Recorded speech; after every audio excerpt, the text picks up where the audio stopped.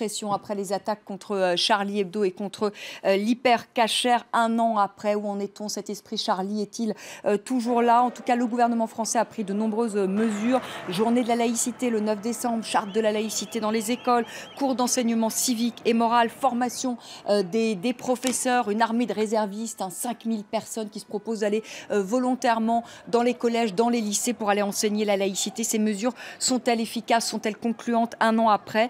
Avant de reprendre ce débat, on va écouter, si vous le voulez bien, François Hollande, c'était ce lundi, aux vœux à la jeunesse.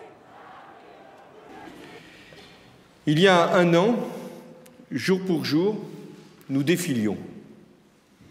Nous étions des millions, partout en France, pour manifester notre attachement à la liberté, à la République, et montrer notre volonté de vivre ensemble, tous ensemble.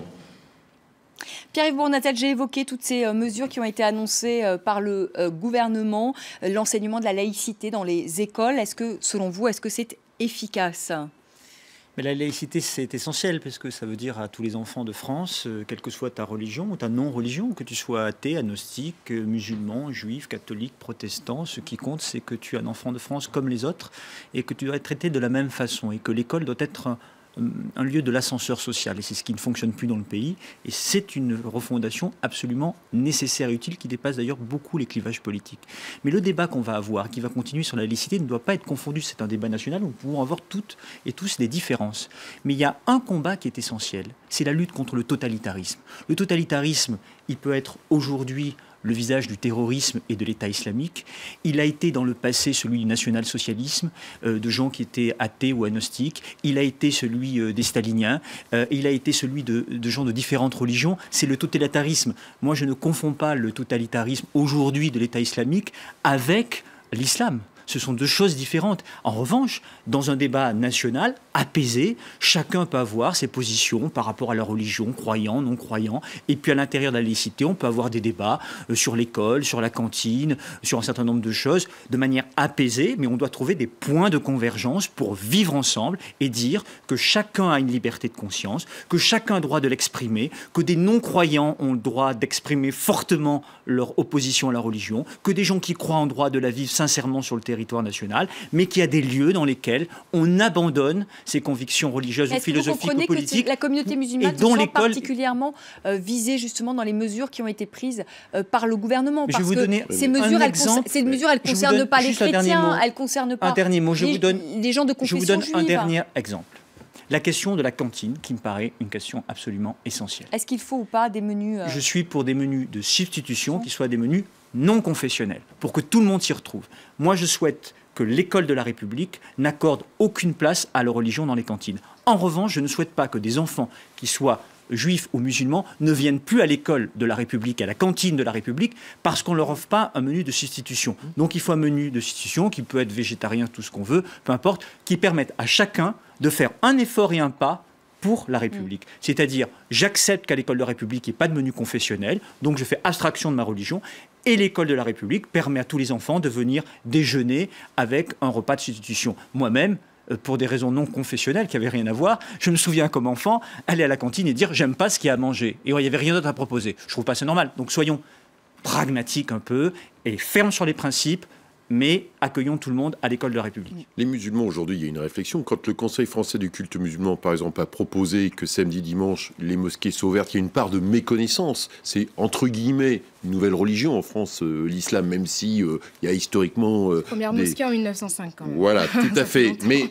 dans l'installation du nombre de musulmans, de Français de confession musulmane, avec toute logique. Bien, quand le Conseil français du culte musulman, il ouvre les mosquées ce week-end pour que les gens viennent voir et qu'il y ait un dialogue qui se fasse, ou quand il réunit l'ensemble de ses responsables à l'Institut du monde arabe pour réfléchir sur un islam de France, un islam contextualisé avec la République, c'est aussi des réflexions par rapport à ce qui s'est passé au mois de janvier, et encore pire, au mois de novembre. Parce que finalement, la vraie difficulté, moi, je trouve, par rapport à l'esprit Charlie. C'est ce qui s'est passé en novembre, c'est que là, on a eu quelque chose d'extrêmement brutal où là, tous les Français se sont dit n'importe qui va boire une bière à une terrasse de café ou qui va à un concert, quel qu'il soit, peut se faire attaquer de manière extrêmement large. Et là, du coup, on a eu une autre dimension où les Français ont intégré qu'on allait dans le terrorisme, dans la lutte contre le totalitarisme qui est évoqué à l'instant, qui va durer longtemps. Donc là, c'est quelque chose de plus compliqué à gérer. Mais je trouve que la société française réagit plutôt bien, que les débats ont lieu. Il est normal qu'il y ait des débats. La laïcité, tout le monde l'a respiré sans vraiment se poser de questions. Donc, qu'on se réinterroge sur l'apartheid, sur les difficultés, sur les discriminations, parce qu'il y a aussi des discriminations. L'Institut Montaigne, qui est proche de M. Bournazel, a sorti une étude sur les discriminations, sur un facteur religieux qui concerne plus Mohamed que Gérard et qui concerne même plus Mohamed que Fatima. Vous voyez, à partir... Bon, donc Mohamed doit présenter 4 fois plus de CV que Gérard et même que Fatima pour avoir un entretien. C'est des sujets sur lesquels la société française doit s'interroger. Donc finalement, de ces événements extrêmement dramatiques, essayons d'en tirer le mieux, c'est-à-dire nos débats sur les valeurs de la République, nos débats sur la laïcité, nos débats sur la place des uns et des autres, pour que, eh bien, on vive mieux tous ensemble. Et pour répondre à votre question sur le sentiment d'une partie de la population, notamment parce qu'elle est de culture musulmane ou perçue comme musulmane, d'être pointée du doigt, c'est un sentiment qui est réel. C'est-à-dire que la notion de laïcité est mobilisée régulièrement depuis 89, l'affaire des foulards dans ce collège de Creil. Elle n'est mobilisée que pour parler de faits qui sont en relation avec l'islam. Et il y a toute une génération d'enfants français qui sont de confession musulmane ou de culture musulmane qui ont grandi avec le sentiment que la laïcité était un concept qui avait été construit contre leur religion. Donc il est temps aujourd'hui de rappeler que le fondement de la laïcité, c'est justement de permettre à chacun d'être qui il veut sur le plan religieux ou non religieux. Et justement, on vit dans un pays qui a la chance de connaître une très très grande diversité. Et je trouve dommage en fait aujourd'hui qu'on revienne sur des débats qui étaient acquis. Moi j'ai grandi par exemple à Paris quand j'étais petite, il y a une trentaine d'années, on avait des repas de substitution pour les enfants, qu'ils soient juifs ou musulmans, c'était pas un débat. Donc pourquoi finalement après 30 ou 35 ans ou 40 ans d'un fait, en tout cas qui était acquis dans beaucoup d'académies scolaires, pourquoi revenir dessus alors que c'était quelque chose qui se faisait en bonne harmonie? On a le sentiment qu'il y a des acquis qui étaient des acquis liés au fait de vivre dans un pays multiconfessionnel, multicolore, multireligieux. Et on les perd, on revient dessus. On les perd et on commence à percevoir une partie de la population comme étant une partie potentiellement, comme voilà, je cite des politiques qui parlent de 5e colonne ou d'ennemis de l'intérieur. On est vraiment en train de pointer du doigt une partie de la population et de créer chez elle un sentiment, en fait, le sentiment qu'elle est exclue, qu'elle ne fait pas partie d'un tout national. Vous reconnaître dans l'esprit Charlie, parce que c'est une manière de réagir par rapport à ça. Mais peut-être qu'il ne faut pas labelliser cet esprit. C'est un esprit qui doit avoir un autre nom. Allez-y, Bev. Ceux que l'on appelle les musulmans en France. D'abord, moi, je ne sais pas ce que ça veut dire parce qu'il y a un spectre. J'ai parlé des gens qui sont de confession ou de culture musulmane. J'ai pas dit les musulmans. Ou perçus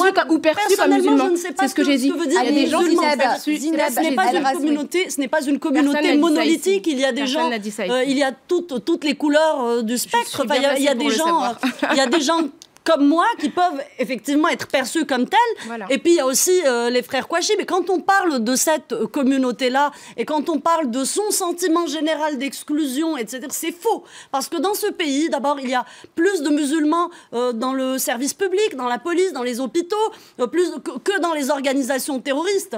Et quand on vient parler de laïcité, et dire que cette laïcité, finalement, aujourd'hui, va falloir l'édulcorer un peu parce que les musulmans se sentiraient finalement visés, je ne suis absolument pas d'accord parce que certains veulent réduire la laïcité. Qui a dit ça? Excusez-moi. Certains veulent réduire la laïcité à sa portion congrue, à savoir la liberté de culte. Or, la laïcité, ce n'est pas uniquement le libre exercice des cultes. La laïcité, c'est le fait que les cultes n'empiètent pas sur la place publique et sur la gestion de la cité. Donc, ce que les musulmans savent d'ailleurs très très bien, les musulmans, je parle, ceux qui se définissent comme tels en France ou dans le monde, c'est que c'est la laïcité qui est le cadre idyllique, idéal pour permettre la liberté de culte. Je ne connais pas, moi, personnellement, un seul pays musulman où les autres cultes sont libres de s'exercer. Je ne connais pas un seul autre pays musulman. Moi, je peux citer à majorité musulmane. Pas, s'il vous plaît, j'ai pas encore fini. Elle termine, Zinabi. La laïcité, c'est avant tout, et je pense que la clé de voûte de ce que l'on appelle le vivre ensemble, c'est le fait qu'il y ait une universalité de devoirs et de droits dans ce pays, plutôt qu'une agglomération de ghettos communautaires qui vivent les uns aux côtés des autres et qui sont régis par leurs coutumes. Donc quand on dit que, effectivement, la mixité, c'est quelque chose qui est souhaitable, c'est quelque chose que l'on veut dans cette société, mais il ne faut pas se mentir. On ne peut pas vivre non plus avec tout le monde. Alors, la laïcité, c'est aussi que toutes les expressions religieuses qui ne sont pas compatibles avec la loi française ne puissent pas avoir leur place dans la République. Dans ce pays, on a interdit des pratiques, bien qu'elles soient admises dans d'autres sociétés, bien qu'elles soient acceptées culturellement. Je ne sais pas, moi, on parle par exemple de la polygamie ou de l'excision. Ce sont des choses qui font partie des traditions d'autres cultures, mais qui ici sont interdites au nom de principes que nous considérons comme supérieurs, qui sont l'égalité homme-femme, qui sont l'intégrité physique, qui sont tout un tas de choses. Donc lorsque les religions promeuvent des valeurs de radicalisme, de xénophobie, d'infériorité de la femme, d'exclusion, etc., eh bien, on ne peut pas faire valoir la liberté individuelle dans ces cas-là. Autant je disais tout à l'heure que la laïcité permet la liberté de conscience, permet l'égalité, parce qu'on rassemble tout le monde, par exemple, à l'école de la République, pour donner cet exemple, autant la laïcité, le pacte républicain est ferme sur un certain nombre de principes. Par exemple, l'interdiction du voile intégral. Par exemple, l'interdiction à l'hôpital public de choisir son médecin. Et par exemple, la lutte... l'État, et je parle de droite comme de gauche, est-ce qu'il n'y a pas eu une sorte de laisser-faire aussi? Par exemple, on a découvert, après les attentats de Charlie et après ceux du 13 novembre, par exemple, qu'à la SNCF, c'est quand même une entreprise publique, qu'il y avait des hommes qui refusaient de s'asseoir, de conduire un bus dans lequel une femme avait conduit précédemment. Et ces affaires-là sont sorties après. Bien sûr, et ça c'est une régression. C'est une régression de la République, et la République ne doit pas reculer. Est-ce que la République n'a pas reculé? C'est la question. Un certain nombre de principes, elle doit être extrêmement ferme. Je viens d'en donner quelques exemples. Et pour être juste avec tout le monde, par exemple, quand la République ne doit pas reculer contre les commandos de catholiques intégristes contre l'avortement, la République doit être extrêmement ferme sur celles et ceux qui veulent imposer leur vision au reste de la société. Parce que la République ne veut pas la... Sur les piscines publiques, par exemple, de fermer les piscines publiques, par exemple, pendant 2 heures, 2 fois par semaine, ce qui a été fait dans le nord de la France, est-ce que c'est normal? Est-ce que c'est normal pour donner accès justement aux femmes? Aujourd'hui, par exemple, vous prenez le cas de la RATP ou même des piscines, je pense qu'il y a eu 1 ou 2 cas sur l'histoire des piscines, personne n'y est revenu. Derrière le sujet, quand vous regardez les entreprises, vous voyez, aujourd'hui, vous êtes responsable d'une entreprise, voilà, je sais pas, vous êtes directrice générale de France 24, c'est quoi, comment ça marche? Le fond de l'affaire, c'est que pendant longtemps, la laïcité, tout le monde a un peu respiré, les gens ne se sont pas posé de questions. Il y a eu des évolutions, ça peut valoir pour les commandos anti-IVG, ça peut valoir pour un certain nombre de mouvements salafistes par rapport à ça. Puis je pense que c'est l'occasion aujourd'hui, à l'horizon de ces événements dramatiques, de se réinterroger, et comme le dit Madame à l'instant, de se dire, voilà, l'égalité homme-femme, c'est un sujet essentiel. Bien. Aujourd'hui, vous êtes agent d'accueil dans un hôpital public. Quelqu'un vient à 23h et vous dit ma femme doit être examinée par un médecin femme. Je ne suis pas sûr que l'agent d'accueil de l'hôpital public il sache ce que sont les règles de laïcité dans l'État. Et c'est pour ça que moi je propose cette charte de laïcité où on rappelle juste un code. Comme il y a le code de la route, voilà, on sait que sur le code de la route, on ne conduit pas sur la voie de gauche. Voilà, donc il y a des règles, il y a des lignes rouges, enfin des lignes jaunes en l'occurrence. Bon, vous voyez, donc c'est ces éléments-là. Donc c'est juste se rappeler ensemble. Mais est-ce qu'il y a eu des reculs? Rokhaya Diallo disait l'inverse, disait il y avait des acquis et on recule sur ces acquis. Dans mon travail à l'Assemblée nationale, quand vous rencontrez les responsables du culte musulman, ils savent très bien, comme Madame l'a évoqué, que la laïcité, c'est pour eux la liberté d'exercer leur culte, et y compris par rapport à des élus qui, par exemple, s'opposent aux constructions de mosquées, ce qui sont aussi une réalité. Donc, il y a aussi un certain nombre d'endroits où la liberté, il y a des églises un peu partout, mais vous avez, par exemple, que ce soit des musulmans ou des évangéliques, un certain nombre de mouvements protestants qui n'ont pas aujourd'hui de la liberté du culte dans la République française. Donc, il y a aussi cette interrogation-là. Ça fait partie d'ailleurs du travail des équipes de Bernard Cazeneuve, ministre de l'Intérieur. Mais de l'autre côté, il y a des entreprises qui s'interrogent parce qu'effectivement, se dire que dans ce pays, l'égalité homme-femme, elle est fondatrice, elle est essentielle, ça fait partie du pacte républicain, et que ceux quelle que soit leur religion, ou ceux qui n'ont pas de religion, d'ailleurs, pareil pour tout le monde, doivent absolument respecter ce principe, ou l'intégrité des corps, par exemple. Voilà, donc ça fait partie là-dessus. Donc si quelqu'un propose comme liberté individuelle le droit à l'excision, c'est interdit. Vous voyez, bon, mais simplement cette chose-là, il faut se le redire. Oui, donc c'était rappelé, en fait, se le rappeler, et finalement la charte de la laïcité partout dans toutes les entreprises publiques. Refonder ce pacte républicain. Parce qu'il y a eu un recul, parce que vous dites quand même, Philippe Doucet, il y a eu un recul, parce que l'État a un peu reculé. Mais parce que c'est pas l'État, c'est l'ensemble de la société, parce que personne ne s'est réinterrogé sur les règles. Mais de la même manière, quand Manuel Valls évoque l'apartheid, à un moment donné, ça a bien arrangé tout le monde qu'il y ait des ghettos dans ce pays. Finalement, tout le monde est bien content d'avoir la femme de ménage dans l'entreprise, mais personne ne se pose la question où est-ce qu'elle habite. Eh bien, le débat sur les ghettos, il est posé à nouveau dans la société française. Je suis pas sûr que l'Institut Montaigne, il y a 10 ans, aurait fait l'étude qu'il a fait sur la discrimination religieuse, par exemple. Vous voyez, donc ces questions-là, il est normal. Moi, je trouve assez sain qu'il y a ça fermente dans la société française. On se réinterroge sur ce qu'est notre pacte républicain, sur le rôle de l'égalité. Je pense que c'est des bons débats sur lesquels devraient sortir, je l'espère, des bonnes choses. Au risque de me répéter, ce que j'ai dit en préalable, c'est que la laïcité, c'est la séparation entre l'État et les églises. Ça veut dire que l'État ne reconnaît aucun culte et donc ne reconnaît aucune revendication qui serait liée à une pratique religieuse. Donc si un homme se comporte dans une entreprise, d'ailleurs qu'elle soit publique ou privée, de manière sexiste à l'égard de ses collègues, qu'il invoque une religion ou qu'il ne le fasse pas, c'est intolérable. C'est-à-dire qu'il y a des principes qui n'ont absolument, sur lesquels on ne doit pas reculer, quelle que soit la coloration religieuse ou idéologique de la revendication. Et je crois qu'effectivement, il y a des hommes sexistes qui revendiquent des religions, il y a des hommes sexistes qui ne revendiquent pas de religion. Et je crois que lire le sexisme sous le prisme uniquement religieux... C'est pas au-delà du sexisme quand même, de dire je ne vais pas m'asseoir quand même c'est du sexisme. Là où une femme quand même a posé ses fesses, excusez-moi, c'est une forme de sexisme. Ça va franchement au-delà du sexisme. Non, c'est une forme de sexisme radical. C'est une forme de sexisme. C'est-à-dire que c'est comme dans le racisme, il y a des agressions racistes qui sont verbales, des agressions qui sont physiques. Le sexisme, ça va jusqu'au viol. Voilà. Donc, moi, je crois que ce sont des manifestations qui ne doivent pas être tolérées. Et encore là, ça relève comme d'une idéologie. Ça relève d'une idéologie. Ils se revendiquent de l'islam. Ils disent dans l'islam. Mais quelle que soit sa revendication, il faut le refuser. C'est-à-dire que c'est pas parce que c'est l'islam qu'on doit l'accepter, et c'est pas parce que ça n'est pas l'islam qu'on le doit. À la RATP, en l'occurrence, qui est une entreprise publique française, ils ont eu tort. Ils ont absolument eu tort. Mais c'est-à-dire que, je trouve ça délirant en fait d'accepter qu'un homme maltraite une de ses collègues au nom d'une idéologie quelle qu'elle soit.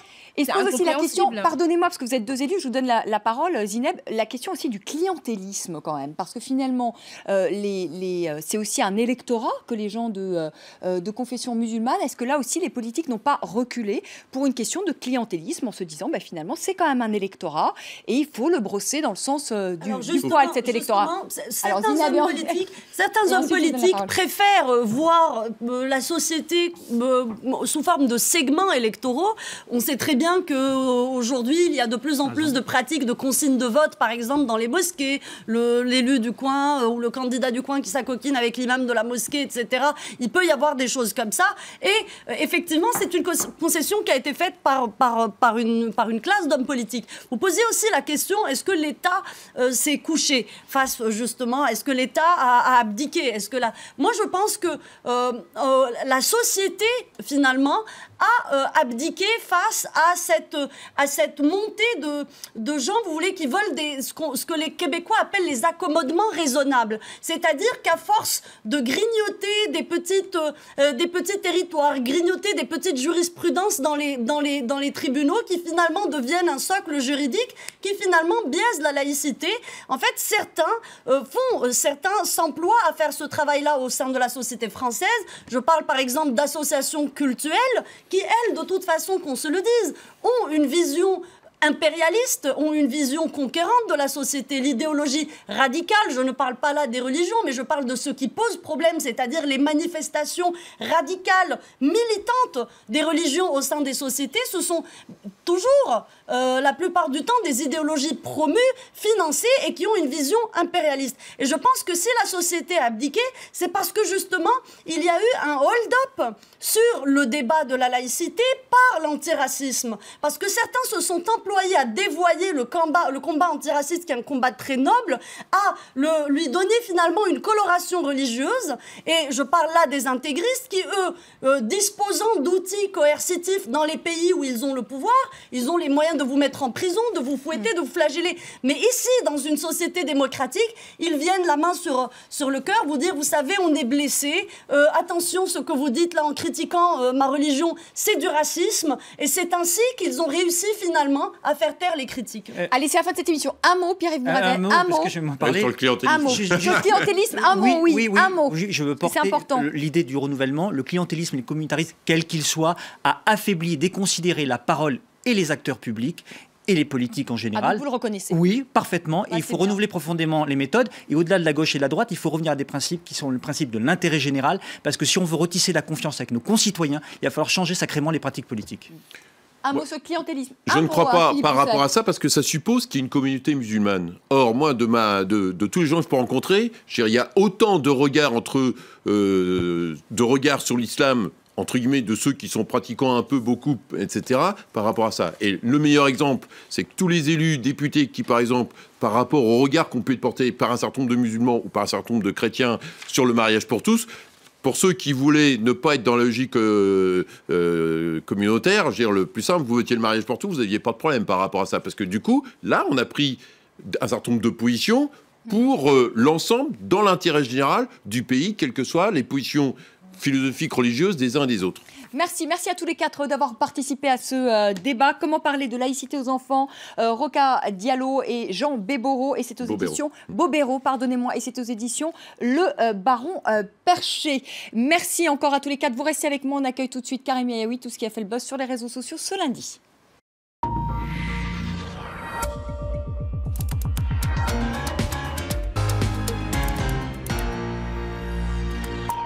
Ça vaut bien, parce que j'ai vu il n'y a pas longtemps.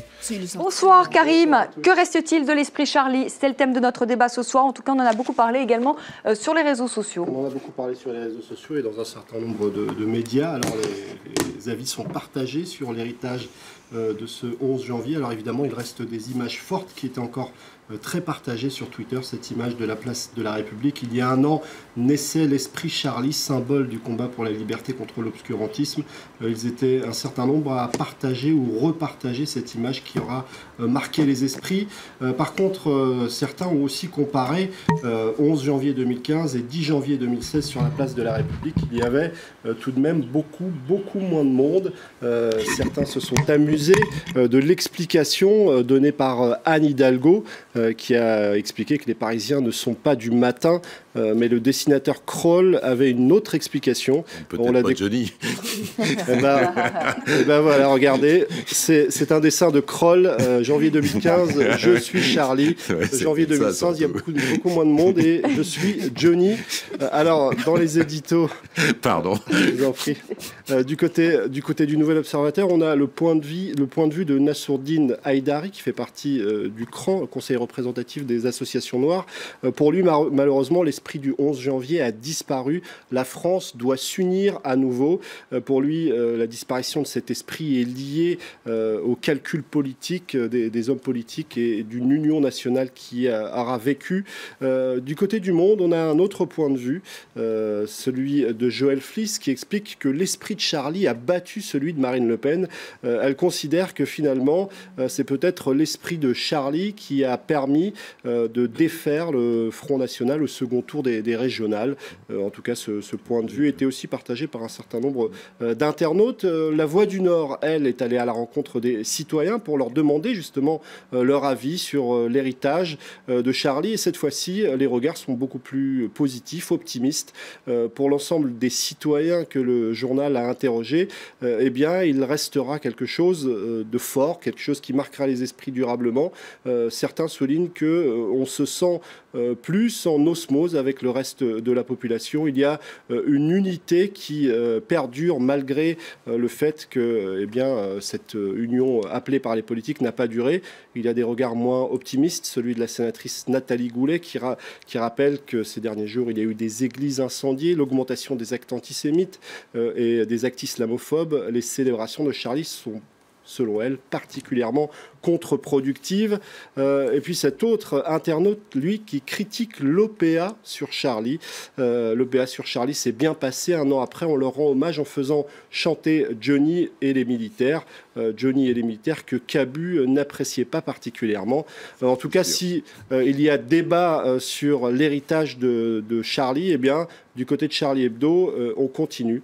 Il y a ce dessin partagé sur Twitter. Bande de cons, ce journal était en train de crever à cause de vous. Il est reparti pour 1000 ans. C'est Dieu qui sermonne ces terroristes un petit peu penauds. Merci beaucoup, Karim. Merci. On vous retrouve à 20h45 pour une chronique complète. Merci encore à tous les quatre d'avoir participé à ce débat. Merci à vous de nous avoir suivis. Très belle soirée sur France 24. Tout de suite, le journal. Et je vous retrouve bien demain soir à partir de 18h, heure de Paris. Et c'est Lionel Messi, je vois, qui a remporté le Ballon d'Or. On en reparle à 20h. Pas de surprise, allez. C'est Messi, Ballon d'Or. À demain, 18h.